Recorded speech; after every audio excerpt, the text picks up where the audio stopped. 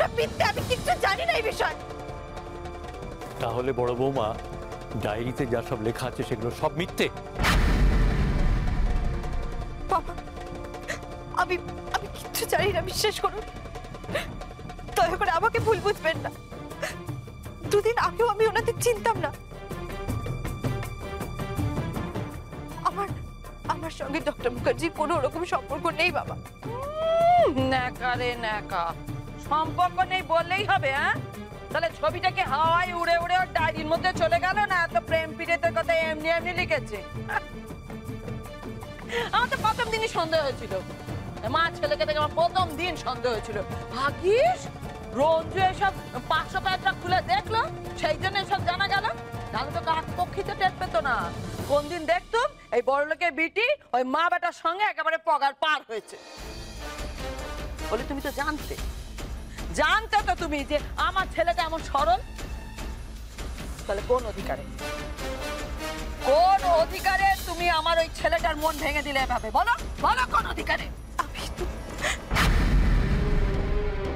আবির, তুমি আমাকে বিশ্বাস করো তো?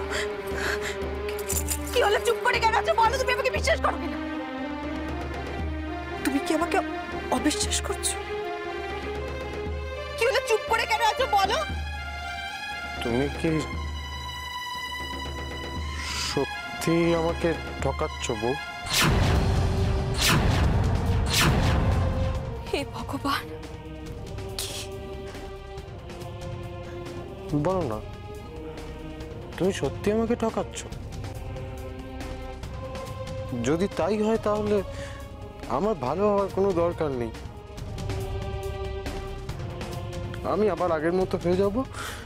আমার কোনো দরকার নেই যোগ্য হওয়ার। তুমি ভালো ডাক্তার, তার ভালো বউ হও। যাও। আমি লোককে কি আমি কখনো তোমাকে ঠকাতে পারি? বলো, আমি তোমাকে একটু ঠকাচ্ছি, বিশ্বাস করো।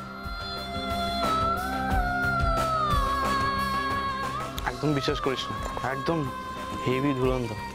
সারা জীবন নাকানি চোপানি খাওয়াবে। আমি কখনো তোমার কোনো ক্ষতি করতে পারি না। আর কি নতুন করে ক্ষতি করবে? মা যা ক্ষতি করে তা তো করেই দিয়েছো। দেখেছো আমার বড় কাকা কেমন অসহায়ের মতো দাঁড়িয়ে আছে। প্লিজ আমি প্লিজ এভাবে ভুল বুঝো না।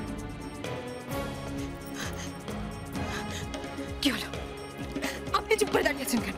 বলুন, আপনি না ডাক্তার হয়ে জীবন দিয়ে আপনি দুটো জীবন নষ্ট করতে পারেন না।